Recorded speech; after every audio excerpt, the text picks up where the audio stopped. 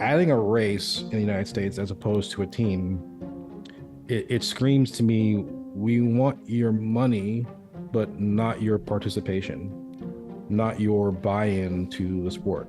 What Adrian Newey has done and the team at Red Bull have done in terms of being not conservative with the RB20, with actually making fundamental, and I would argue pretty radical changes to the architecture of that car and actually having it work, is something that we don't talk enough about. Liberty is starting from a very good starting point. The value of Formula One currently is like 3 times or 3.5 times or 4 times what it was when they bought it.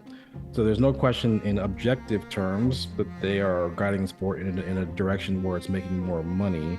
The question you asked, though, is more specific. That was about continued growth. How do you want to continue growing the sport?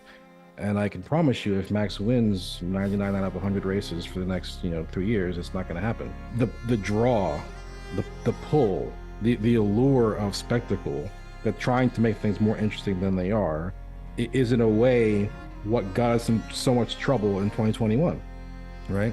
Now you could argue all day that Michael Masi made a mistake, quote unquote, or you can argue that had motivated reasons for whatever he was doing, sure, but the bottom line is the only reason a person would do what he did was because he wanted a more interesting result.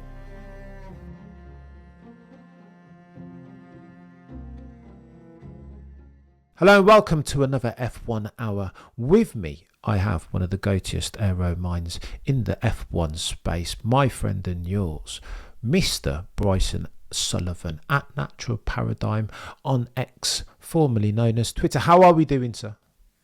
I'm doing quite well. Thanks for having me on. Good man, Mr. Sullivan. It's been a while. It's been a while since we've touched base, you and me. What have I been doing with my life, Bryson? How have I been able to make sense of all of the madness that is the weird and wacky world of F1 without your counsel, sir? Well, even I haven't been as around as I'd like to be normally. I have a new job that I'm kind of enjoying, and it's taking up a lot of my time. Even when I'm not doing things like that, I'm actually just tired from doing that work. Ha- But no, I am extremely happy to be around, and there's been some interesting things going on so far this season. I'm happy to get stuck into them. so it's a privilege. Has the monotony that F1 has become in 2024 repelled you from holding the usual Mr. Bryson Sullivan spaces as frequently as possible? No. I joined Formula One in an era where there was definitely monotony, a monopoly of winning from certain teams. Ferrari was one of them. We went through the Mercedes era as well. The on-track racing has never been the primary thing that's drawn me to F1. It's always been the technology and the cars and the engineering associated with that.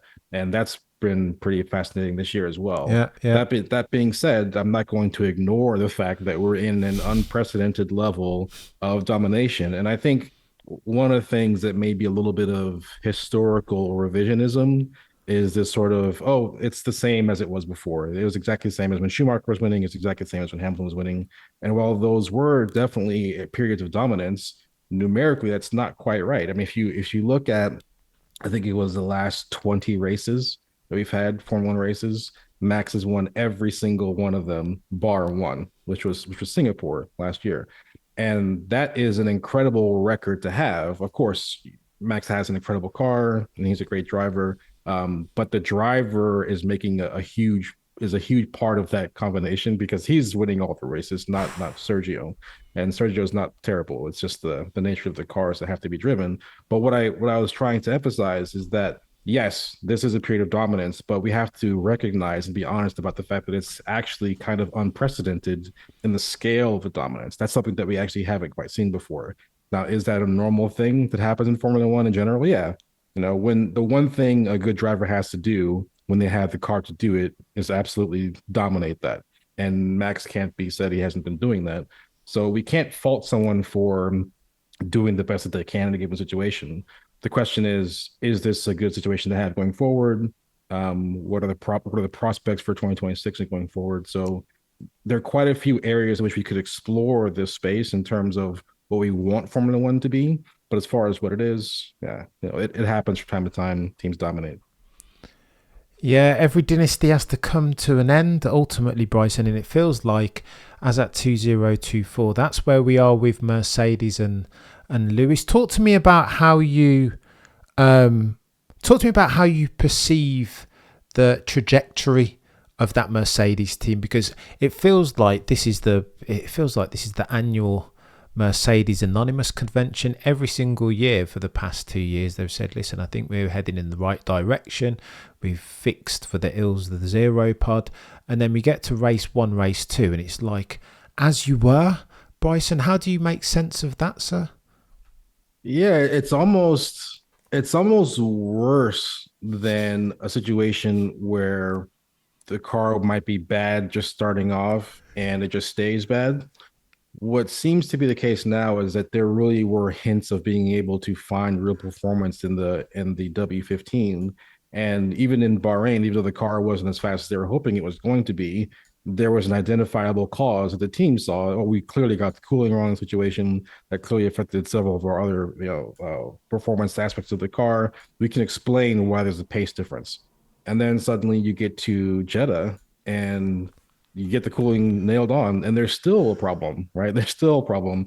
And the two things that, or the two words that Mercedes fans will never like hearing is fundamental problem, number one, and running experiments, number two. And I should have added the trigger warning for folks who are particularly sensitive to that verbiage. But man, that is a surprising situation to be in, because as you may recall from the previous couple of seasons, just the zero pod philosophy, it's not just the iPods, it's a lot of things, suspension and floor design. But that was supposed to be what was causing the problem. And they said, listen, we haven't been able to make all the changes we wanted with the W14. We are limited mechanically and architecturally from decisions that we made a long time ago regarding what the architecture of the car is going to be with the zero pod. W15, clean slate design, brand new car. There's an opportunity there to fix things that could not be fixed in real time in the W14. And we come to find that they still don't really have it. And I think at the end of the day, there's no substitute for engineering understanding and engineering knowledge. If at the end of the day the team is not capable of creating a car that is competitive, that's just what the situation is. You could argue what the reasons for that is. Is it correlation issues? Is there something in manufacturing? Is there some disconnect somewhere that we haven't seen before? We can talk about that. But the bottom line is they haven't been able to build a car that is fast right out of the gate. One thing I will say is Mercedes is fantastic at developing a car over the course of a season. They're actually very good at taking possibly not the best base and making it something special. So I expect them to certainly go down fighting, if that makes sense. But they just aren't in a position where they would like to be. Bryson, allow me to counter if I may. Are they in 2024? Can we say that statement that they're capable and well versed in developing the car over a season, is that a 2024 applicable statement, or is that more 2018, 2019? Because I'm not sure that again, I don't want to do the recency bias, Cameron, pull back from that, because again, I'm aware that that's something that the community likes to lean into, but have we seen evidence of that over the past 24 months per se? I think so. I think if Mercedes took the car they had in Bahrain last year and raced it to completion in 2023, they would have finished fifth. I'm confident in that. The ability for, again, they have a great driver pairing, and on paper they finished second in the championship. They probably should have finished third in the constructors championship last year. But the bottom line is that, yeah, I do think they're able to actually take a car that was not a good base and develop it into something that was better. It's not competitive in an absolute sense in terms of being on par with Red Bull, but I don't think they ever expected to get to that level. If we're talking about interesting storylines from this season, I have to say what Adrian Newey has done and the team at Red Bull have done in terms of being not conservative with the RB20, with actually making fundamental and I would argue pretty radical changes to the architecture of that car and actually having it work is something that we don't talk enough about. Yes, it's Red Bull, and yes, they are the top of the food chain right now in terms of this set of regulations. but I don't think we appreciate how badly that actually could have gone. They're adopting some pretty big changes to their car, at least externally, and part of the cooling system as well, that could easily have gone the wrong way. But they have really good correlation with their CFD and their wind tunnel. The things that they're actually predicting that they can do, they actually can do. Whereas other teams are having real difficulties. They're other teams are finding so much Yeah. lap time in the digital world, in the model world, but it's not translating into on track performance.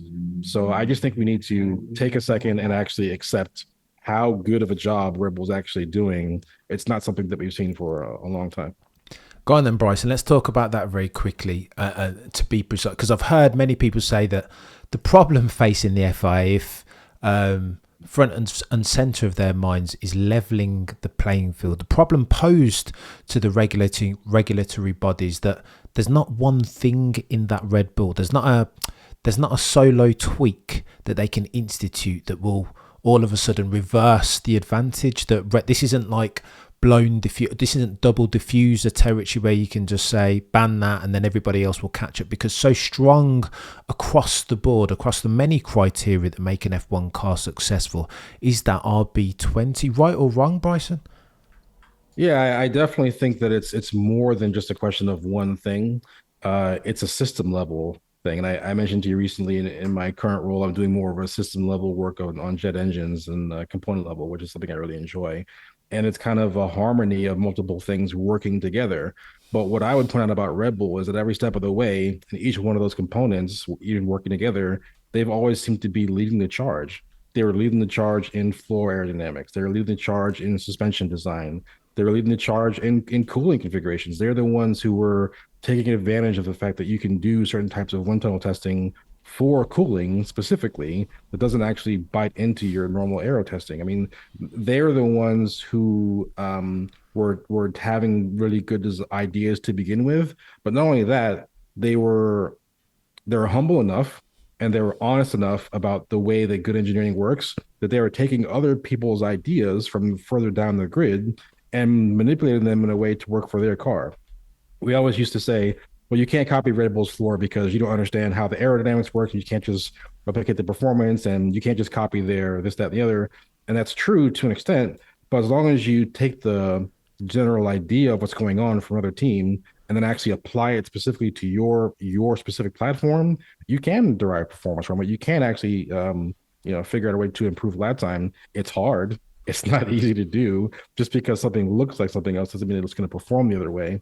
But if you look at what they've actually done, they've been able to translate their performance into some really remarkable cars. Now, to be clear, there's also a weird subtext to that as well, because it's not both drivers dominating in exactly the same way with that car.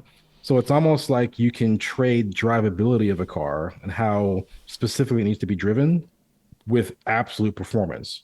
And they have the driver in place for it right now for them. They can get 10/10 out of that design.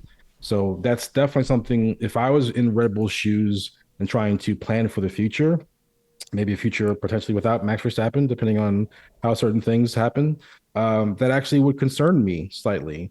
Because how many times if you can build a car that is the fastest thing imaginable, but only 1 out of 20 drivers can actually drive it, that actually could be a problem going forward, depending on how the driver market goes and a few other factors. So it's not exactly smooth sailing for them. They do have things to worry about, even though they're dominating the F1 circuit right now.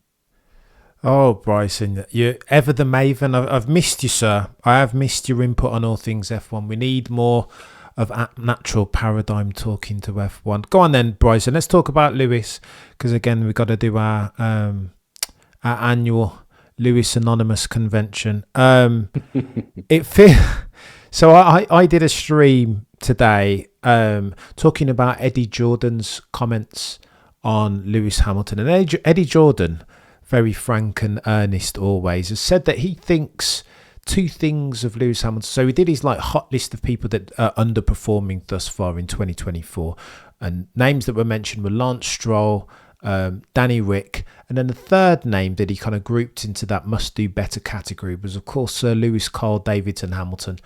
He said something to the effect of he looks like a forlorn figure, and super, super dejected on the back of the promise that was a new car that was going to be fast that hasn't been delivered from Mercedes.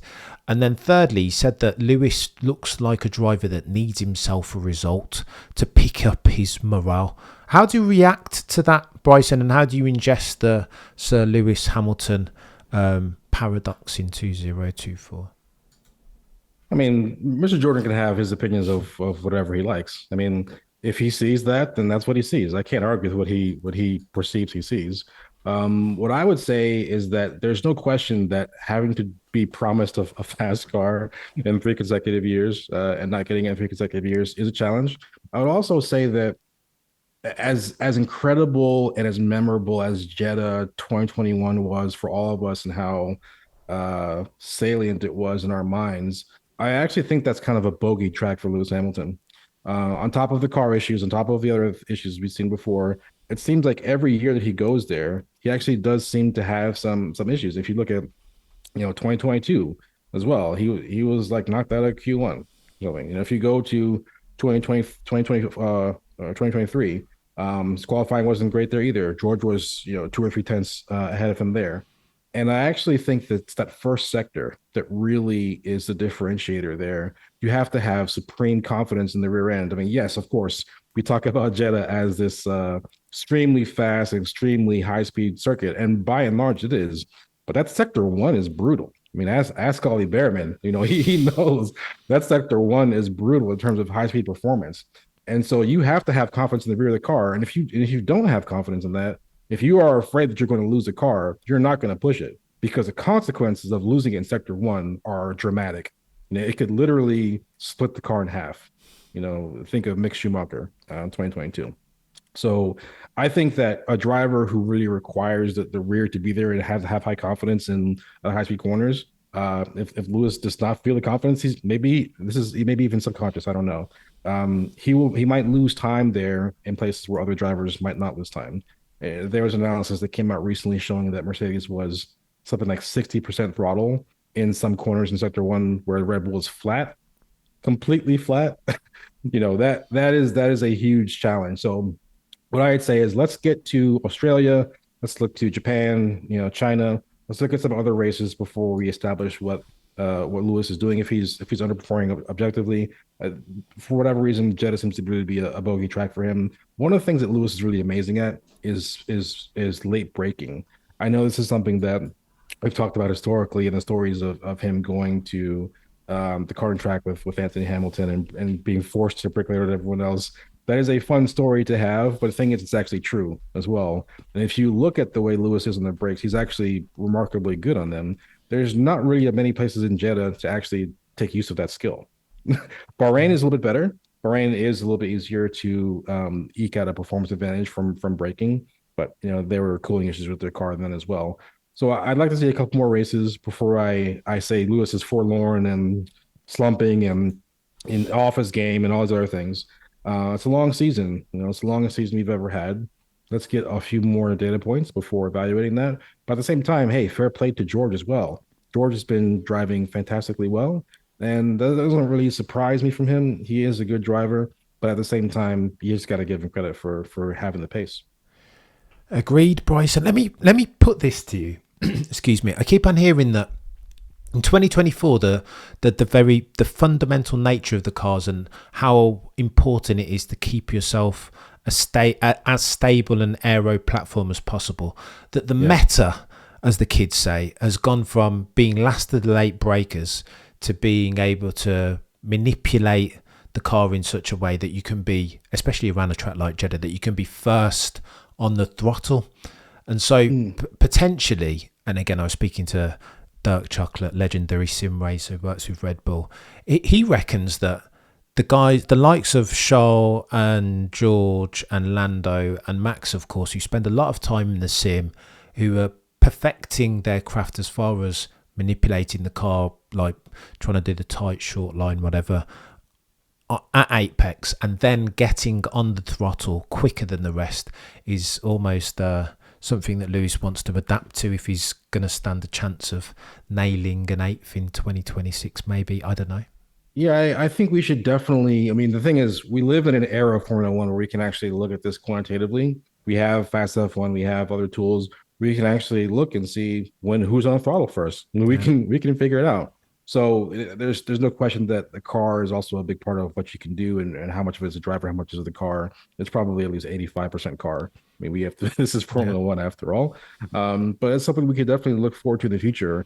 I think I think one of the things that's really impressing me about Lewis and his trajectory to Ferrari is the fact that he's not really young anymore. He's not a spring chicken. He's an older guy, and stepping into someone else's team, someone who's very well established in the team, someone who is objectively one of the fastest guys around a single lap in Formula One, and a great racer as well. To step into that environment and try to actually still be successful is bold. It's bold. It's not something everyone would do. To step into someone else's team who is extremely well embedded in that team, someone who's objectively fast and not expect to be completely destroyed is a bold thing to do, right? So I think regardless of what the specific set of inputs that this set of cars needs and how that might translate into 2026 and what those cars need, there's going to be some adaptation and learning regardless to be able to pull the maximum out of the car.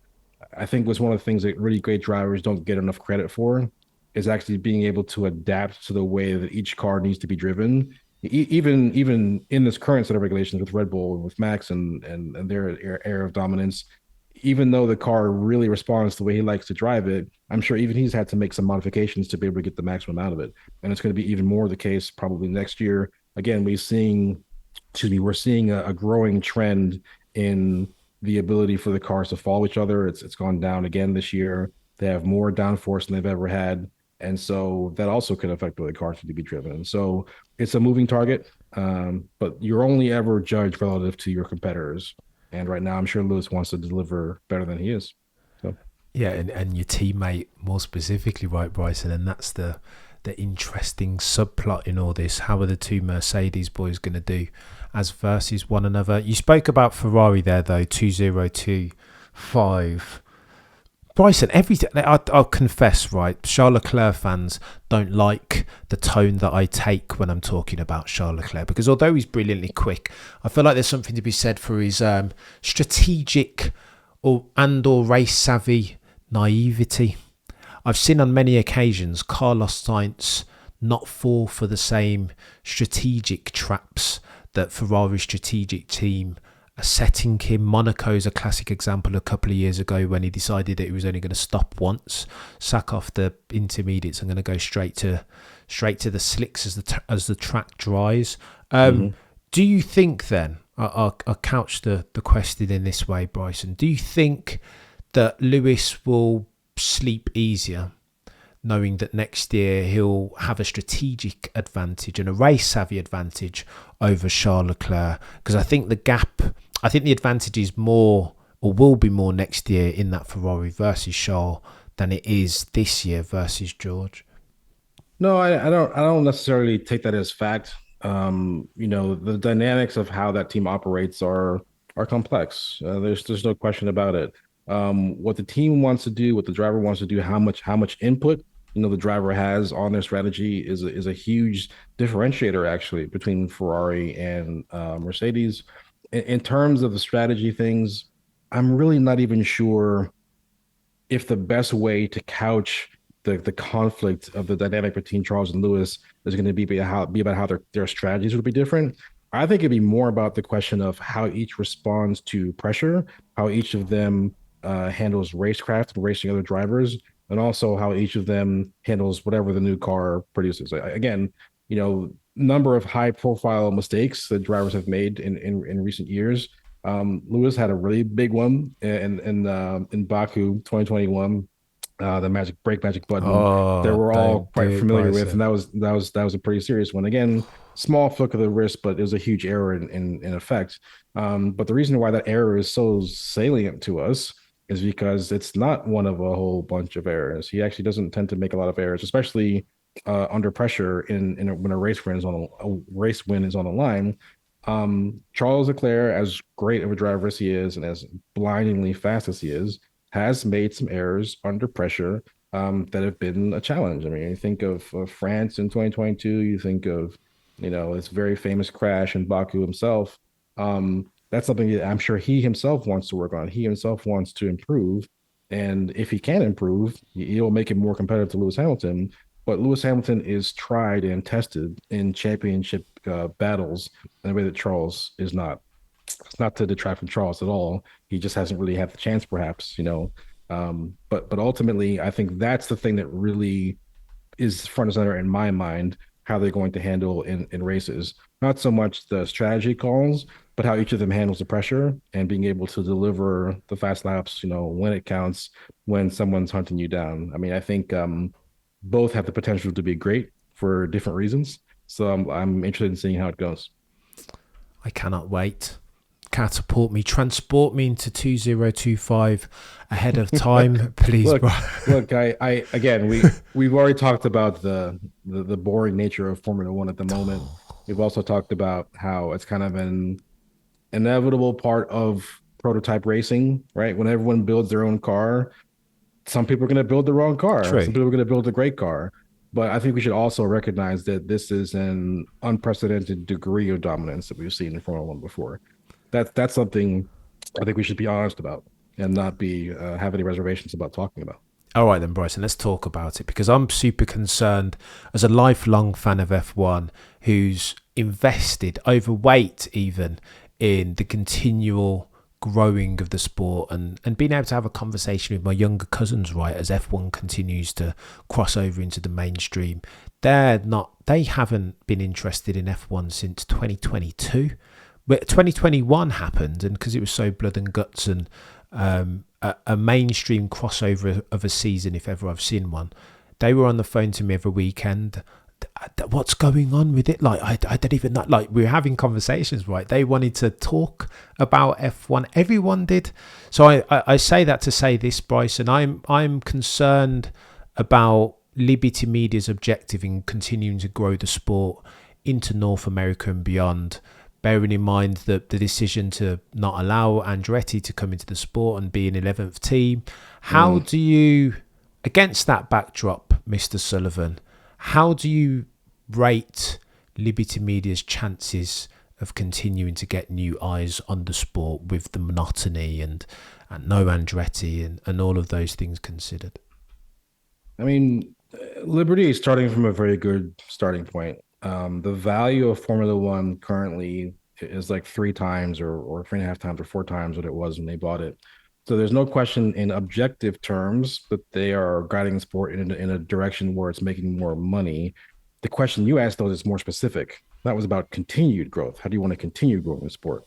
And I can promise you, if Max wins 99 out of 100 races for the next, 3 years, it's not going to happen.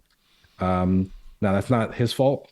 That's not Red Bull's fault. If everyone's following the rules and doing a better job than anyone else, they're just going to win.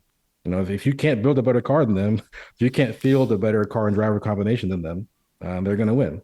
But even though it is true that in the past, the FIA and Formula One has seen areas of dominance and tried to make changes to reduce it. Is that the most fair thing in the world to do objectively from a sporting term? It's not really, but it's never really as fair as it probably could be. And sometimes they even say they'll make changes for structural considerations or performance considerations. We don't know. The changes that are being made, we don't want to ignore the reality of why certain changes are being made, even if we don't agree with them. Now, to be clear, I'm not suggesting that we only change rules, in the middle of the season specifically for having more interesting racing. More interesting racing would benefit everybody, and it would grow the sport even more. But the draw, the pull, the allure of spectacle, that trying to make things more interesting than they are, is in a way what got us in so much trouble in 2021, right? Now you could argue all day that Michael Massey made a mistake, quote unquote, or you can argue that had motivated reasons for whatever he was doing, sure. But the bottom line is the only reason a person would do what he did was because he wanted a more interesting result, right? Whether he believes that he can do that or not do that, and that's a whole other separate conversation.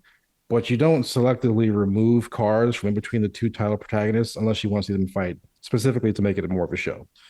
So the question is, we have to walk a fine line between making the racing as interesting as possible and doing whatever we can within reason to achieve that, and then overstepping that to a degree that is still to this day incomprehensible, right?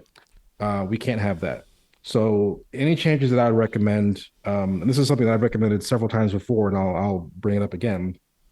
I'm not in favor of WEC style BOP, where you're changing the relative performance of the cars on a race by race basis, adding weight and removing horsepower on a race by race basis. That's not what I'm suggesting.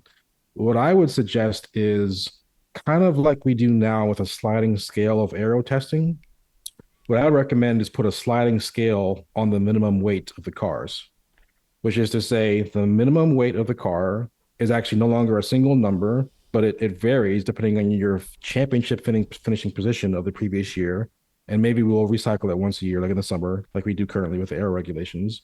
But you set it up so that whichever team won the championship last year has, by definition, the heaviest car, and whatever team was last in the championship has the lightest car, or is allowed to have the lightest car if they can get their car down to it.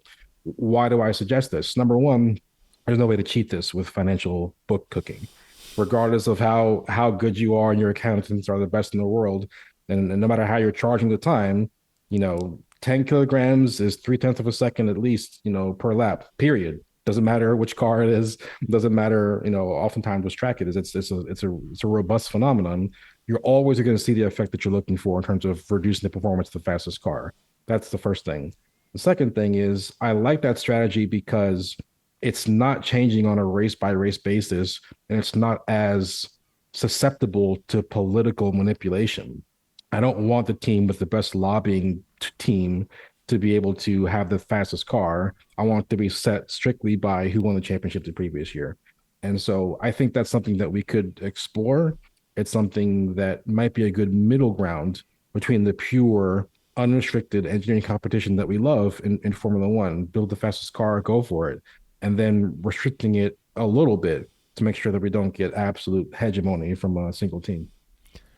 I really like the idea, Bryson. All I'd say is that something needs to happen imminently, because 53% of the current F1 viewing population have come into this via Drive to Survive, no less. So, those guys will be looking at this and be like, "Well, what? You've missold me.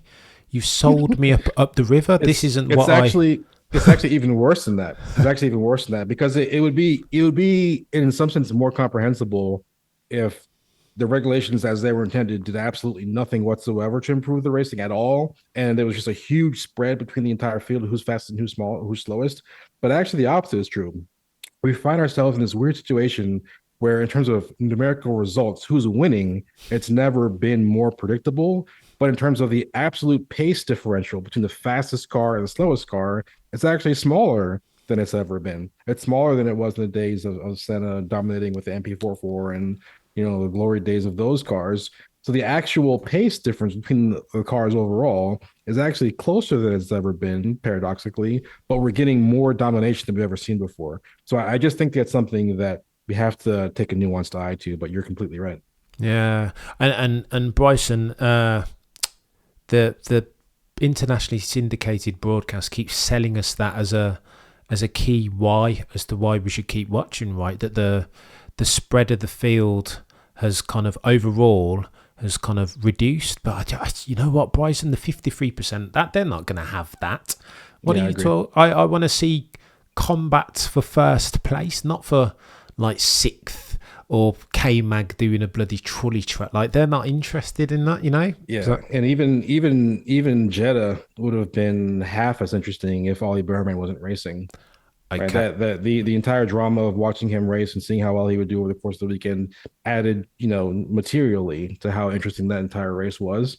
Um, there's no question that some of the extremely hardcore people, perhaps unnaturally obsessed with tech stuff, will still be watching Formula One just because we like seeing the cars. The cars are as much of a center stage than as anything else.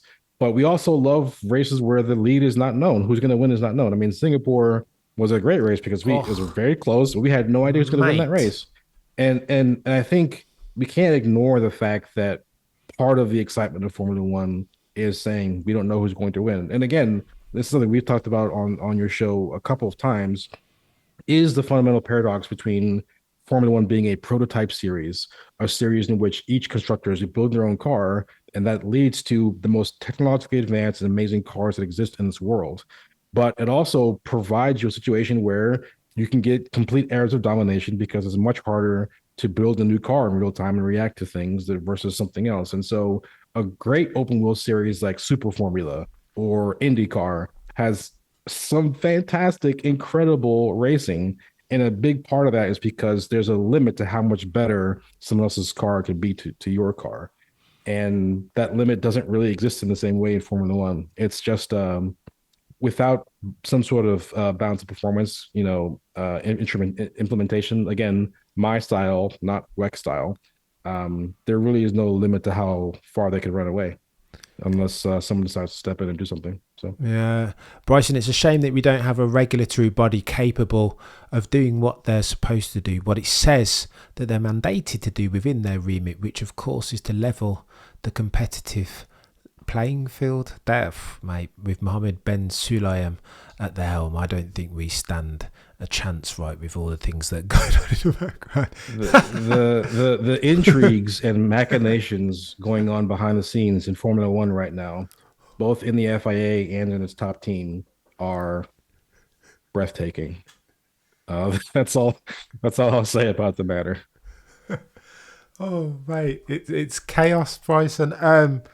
Okay, let me ask you about this question. We've touched on Andretti, and something that I've been wrestling with in my own mind's eye is that the disconnect between what the FIA and the FOM are saying as far as we race as one, and we're an all-inclusive formula, and we want to continue to encourage the growth and development across the world into Africa and North America in particular as a growth market, as versus what they're doing on the ground, the mismatch between what they're saying and the action. Never more was I disappointed with that disconnect, Bryson, than when we got news that they'd poo-pooed Andretti's application, talking about saying something to the effect of their relationship would be skewed, that Andretti would stand to benefit more from the relationship than would F1. Bryson, when you saw that news, how did you react to it? It's even worse than you think, because not only is it the case that a viable team with industrial backing was rejected, but there was talk of adding a new race in Chicago, right? Now, the reason why that's excessive to me is because in the United States, we're already covered with all of our time zones. We have Miami for the East Coast, we have Las Vegas for the West Coast, we have Austin for the center time zone. Adding a fourth race is excessive, but adding a race in the United States as opposed to a team, it screams to me, we want your money, but not your participation, not your buy-in to the sport in the way that we're looking for. And again, even if the Andretti team is not universally loved, they're a viable and a reputable team to be able to enter Formula One. They were already doing wind tunnel tests before even getting an entry to Formula One. Virgin Racing never even did any wind tunnel tests. I mean, they never did any, and they were on the grid for 2 years under Richard Branson's leadership. So again, part of that's by design. They were trying to celebrate the fact that, oh yeah, we're doing all CFD. That never works. But what I will say about that is there is a disconnect between what Formula One is saying and what they're doing, and it's almost like the people who were in charge of making decisions they have dollar signs in their eyes, and they're too close to the situation to be able to see objectively about it. We don't need more street tracks. We don't need another track in Barcelona in Spain. I forget where the one Madrid. they're adding Madrid. We don't need that. We want to be able to see Formula One cars perform in a way that no other cars can, and part of that is in high speed cornering and large tracks that are purpose built for Formula One racing. So to say that I'm disappointed by that trend is probably a cosmic understatement. I'm not sure what the solution is in the short term, apart from financial. If people would just stop watching, eventually it will get back to the people in charge saying, maybe not. Maybe we are actually going in a direction that's not really as sustainable. One thing that might help alleviate that, one thing that might, keep us kind of in touch with where we need to be is the idea of using a rotation and schedule for tracks on every other year. Now, that's something that I really want to see because it would allow us to bring back in some old tracks that we haven't seen in a long time. Hockenheim. I know we want to go to Sepang in Malaysia again. We don't know if that'll ever happen, but the possibility of bringing in more tracks is now realistic if you don't block out 10 years for contracts. Just do every other year. We'll rotate races, and that makes it possible to still get some of our traditional, fantastic F1 tracks while adding some new ones as well. It's coming, Bryson, apparently. I know there's like 6, maybe 7 tracks whose contracts run out at the end of this year. Sandvort and Spa are 2 of those. And talk, what I'm hearing at least, talk is that potentially we might alternate those from year to year, which I don't think is a bad idea, right? Bryson, talk to me. I don't want to be the old man in the bar saying, well, F1 back in my day was so fantastic, Silverstone, etc., etc. But I'm with you on the street circuit. So I want to see F1. It's the best of the best, right? So I want to see these cars perform around tracks, your Silverstones, your Spa, like the proper tracks. However, I get it from a business standpoint, Bryson, in that if Liberty are trying to grow the sport financially as well as eyes on it, the best and the quickest way to do that from A to B is to have more races, right? Have more races, have more live attendances, a greater live gate. And it makes more sense to do that at, I don't know, Chicago, the area surrounding Chicago, densely populated, great transport links, et al. So I understand it in that sense, but you are right. It's a fine tightrope walk that you've got to balance, right? And maybe they're not managing it currently. Yeah, you have to. What you're trying to do is you're trying to sell Formula One, and you're trying to sell Formula One, and you're trying to pick it up and put it in new places as if it's not going to change when you move to those new places. And while it's certainly true that you can have better infrastructure, better ability to get to races in the middle of a city, better internet, better Wi-Fi, or just 4G, that's definitely a positive thing as well. But what you actually deliver, the product that you actually deliver on track, is actually a function of where you deliver it, and that's a function of circuit layout. So that's something we have to talk about. One small point I have to make in response to a new track in Saudi Arabia that's been described, that we were going to potentially be racing at, and we've seen some controversial tweets from drivers that were, ads and not disclosed as ads. I don't have a problem with that type of a new track. It seems to be like a real, new, full style, Formula One track. What I do have a real problem with are some of the safety implications of some of the design features that I've seen. And in particular, there is a extremely high, extremely steep first corner, much like Coda, but it goes off of like a cliff. There's like a ledge and there's like a club underneath it with all kinds of fan things. That is something that was designed by an artist, someone that was designed by a PR person. It is not something that was designed by someone interested in motorsport safety, because we know that Formula One cars and any open wheel cars in general, if you have cars come to contact, front tire face to tire face, you will be launched into the air. At the end of a very long straight, you'll be launched into the air at very high speed. And you cannot have a situation where a car could ever be going 320 kph and tumbling backwards in the air, and what it's going into is a cliff. You just can't have that. So regardless of whatever else they want to change about the circuit and how they want to implement it, I support them. Great. I'm happy for you. That has to go. That aspect of it needs to change.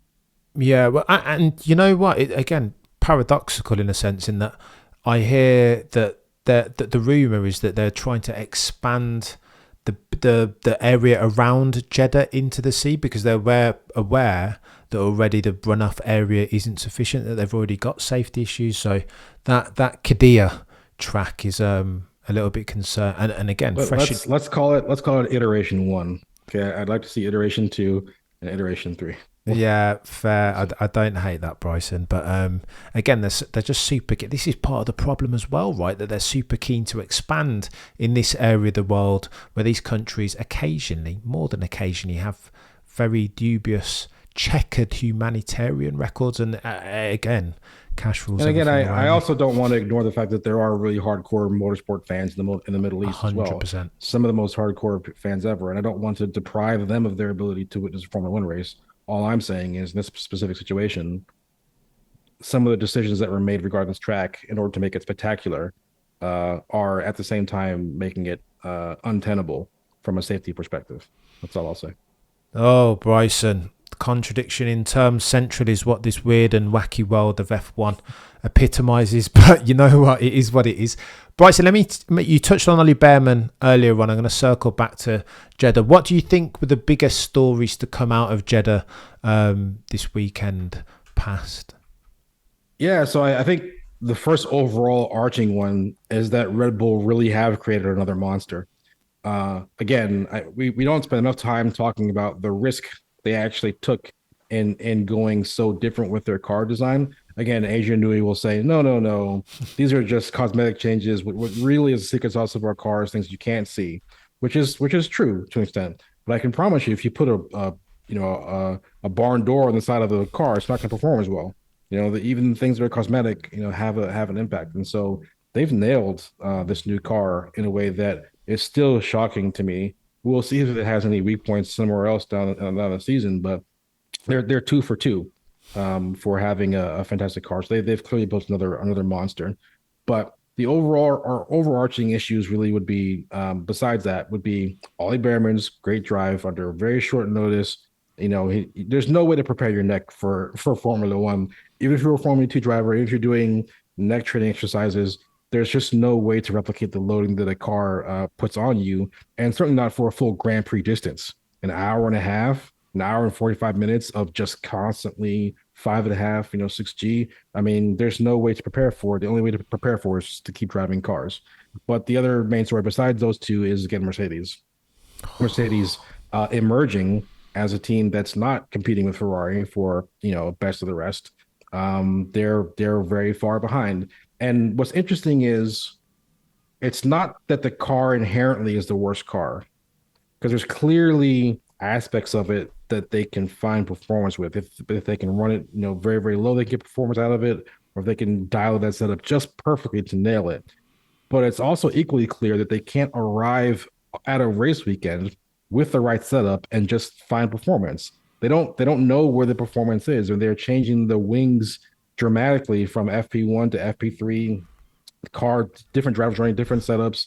They're just trying to learn what they've built, and they don't really understand it. And I think that's the deeper problems, that even if the performance is there, it can't be called upon immediately when it's needed to deliver the result. So I think, again, Mercedes has impressed me in the past with how well they've been able to recover bad cars starting the season. But the fact of the matter is, no one expected this car to be as bad as it is at the beginning of the season.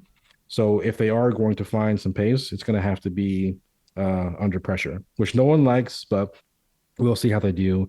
They may show up in Australia with a brilliant setup and it just loves the car, and then suddenly they're knocking on Ferrari's door, or even Red Bull. We've seen crazier things happen in the past, but even if that's true, we still would have wanted to see more pace out of them in the first two rounds. Yeah. Would have been nice, Mr. Sullivan. It would have been nice, but again, it feels like I feel like I understand it in this light that everyone else is like 24 months down the road, as near as makes no difference, barking up one single design philosophy tree with tweaks. But Mercedes are literally day zero, right? They've done 24 months of zero pod. Let's try and make this very peaky performance curve work. And now this is the car that we should have seen in 2022. Now they're literally 48 months behind the rest and at day zero. But I digress. Yeah, I wouldn't say it's 24 months, because after Miami, the zero pod was gone in terms of Fair. aerodynamic sense. There were some major changes made. And even other teams have been going through fundamental changes. Yeah, Ferrari, for yeah, example, yeah. has fundamentally changed their concept of car as well. But the thing is, they're faster right now. So regardless of whether or not it's 24 months or 12 months or 14 months or whatever, the bottom line is other people have been in a similar situation and they've done better. So I can promise you, everyone at Mercedes is working their what off to create a car that is competitive and can be dialed in. They just don't quite have it right now. Touchwood, Bryson. But cause for concern, right? And you mentioned earlier with the bloody language, mate, exploration. Like, what are we doing here? Throwing darts at a what? Like, it just feels like random walk. But again, let me not be too negative about Mercedes. Here's hoping, touchwood, fingers crossed. As we ran third base, Bryson, you talked about Ollie Behrman. The community is divided as far as that performance. Half saying Ollie Behrman is the next one, Kimi Antonelli move over, take 2 seats, and that was an incredible performance that we saw from an 18-year-old. Holy smokes, in his first time at an F1 car with limited preparation, as you alluded to. The second half saying, well, pump the brakes, this is F1. Nick De Vries looked incredible for one race and then ultimately proved that he wasn't fit for purpose. Let's not fall into the recency bias trap. On which side of that fence do you fall, Bryson? It's so funny because both of these are caused by appendicitis. Yeah. I mean, literally. I mean, the through line here is incredible. So the parallels are actually quite interesting. Um, I'm still impressed, regardless of whether or not there's only a one-time showing, and regardless of whether or not he had Formula Two experience. Nick DeVries did as well. I would argue that the class that Nick DeVries raced against in Formula Two was not as competitive as the class that Behrman is racing against currently. There's no question that I'm still impressed. Short notice and to deliver the way he did. Yes, he delivered points, and Nick DeVries got a point too, I think. But Behrman had to push towards the end, and not only that, and this is why I love Formula One. You can actually look at the pace data, lap time versus lap for him and Leclerc. And early on in the race, there was a really big gap between Behrman and Leclerc. But as the race went on that second stint, they got closer and closer and closer and closer. And by the time Behrman really was starting to feel 95, 96, 97% confidence in the car, he was right on there with Leclerc's pace, right? Now, De Vries was never on Albon's pace, really, um, or someone else's pace. So De Vries is an interesting example, and his example is proof that we will always need more data to evaluate how good someone is.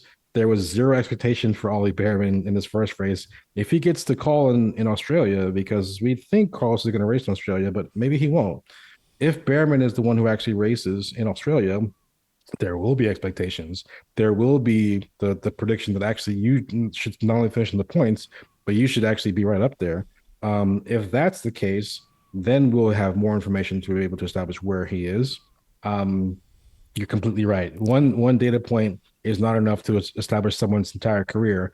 And even if you're extrapolating that same idea, if you look at Max's era of dominance right now, the true dominance has really only lasted, a season and a half, or maybe a little bit more than a season and a half, roughly. Even that is not enough time to establish someone in the uppermost levels of Formula One greatness. It is extremely great, and he's definitely going to be in the conversation now. There's no real question that the way he's been dominating races currently puts him in the conversation of greatest drivers out there. But you have to keep doing it. You have to actually put the numbers up and not just win on a percentage basis, but overall number of wins and pole positions and things. So even Max has more to prove, believe it or not, despite how good he's doing right now. Oof, and he's doing quite well, but I agree with you there. His story is one that's work in progress. At the ripe old age of 26, Bryson, who Well, knew? Yeah, getting I on. will say, one thing I will say about Max, that is something that all great drivers have to do, is they have to get better as time goes on. And even in 2022, we saw Max making mistakes a lot more than he does now. He spun in Spain. He spun in Hungary. He was in the lead when he spun in Hungary, lost the lead, got it back. He hasn't been doing that recently. He hasn't been spinning. He hasn't been locking up and having crazy things. As I've always said, the one thing you have to do is dominate the competition when you have the car to do so. I mean, he's gotten better at doing that. We still haven't really seen him tested in wheel to wheel combat, apart from Las Vegas, and he failed that test pretty spectacularly, in my view, with how he ushered Charles Leclerc to another, zip code. But I'm trying to give credit where it's due, that he's getting better at not making mistakes, which is something that all great drivers have to do. Barely makes them, Mr. Sullivan, and that's concerning for the likes of Charles Leclerc, who still, as you alluded to earlier, is prone to a cheeky, unforced error, isn't he? Well, I'm hoping he's gonna give us an opportunity later on in the season to prove us wrong, because he is a great driver and he has it in him to be great. I'd pay a lot of money, Bryson, for him to make an absolute mug of me and everything that I've said. Genuinely, I would love it. I would love it. But I agree. Bryson, you're an absolute legend. I enjoy these chats so much, sir. Like, super enlightening, super insightful. Again, mate, I'm going to keep on pestering you till I see that at Natural Paradigm YouTube channel, even though I know you don't have time just yet. But hey. Yeah, like I said, I really am enjoying my new role, my new job, and it does take up a lot of my time. I have not been as active as I'd like to be. I'll try to get some more things in when I can, but I definitely enjoy being in the space, and I'll try to be around as long as I can. It's only a matter of time, Mr. Sullivan, until we see you on the internationally syndicated Sky Sports broadcast on a weekly basis. I can't do that, man. I can't do that. Would you go on then? Finally, Bryson, let me ask you this question. If I probably should ask you this offline, but I'm not going to, because I'm a chaos merchant. If 2 years down the line, a Sky or an ESPN came knocking and said, listen, Bryson, at Natural Paradigm on Twitter, we need somebody just like you, a guy that's equally engaging as he is knowledgeable about all things tech and mechanical and aero in particular. Is that something that you'd consider potentially, maybe part-time, maybe full-time? It's very flattering that the question's even being asked in the terms that you asked it. So I appreciate you asking it in that way. If I have some skills, I can't take credit for them. My genetics and other things and experiences helping. I've had some really good opportunities to study some really interesting things, and that's given me a unique perspective about how I view certain things. But also, if I'm able to explain concepts, it's because I have great parents who are great teachers. They know how to explain concepts well, and I inherit some of that, I would say. But in terms of would I take an opportunity to offer my input on things that I see in Formula One, I would to an extent, but I'm not going to stop doing the job that I'm currently doing. I'm an engineer kind of by trade. It's a well-paying job. It's a job I really enjoy, especially most recently doing some systems level work. I've really been enjoying that work. But I do love Formula One as well. It will never not be a part of my life. And if I can offer some things that are beneficial to the community in a more structured context, I would do that too. But it would probably be a part-time thing if I did. Fair play, Bryson. All I will say, mate, in parting, is that you're breathing rarefied air in the hybrid or the hybridization of engagement and that level of technical knowledge, and the space needs more of you, mate. I will say that in closing. Mr. Sullivan, you've been more than generous with your time. Guys and girls, if you want to hear more from Mr. Bryson Sullivan, go and follow him over at Twitter, formerly known as x.com now, at Natural Paradigm. Go and check him out. God tier tweets, God tier Twitter spaces. Again, you've just got a sample of what the guy's got to offer, and hopefully at some point I will see this fella on my internationally syndicated broadcast at some point in the future. If you're watching on the YouTubes, be sure to drop us a like and a comment. If you are listening on a podcasting platform, as always, follow 5 stars, por favor. Between now and next time, do me a favor, remember to look but never stare.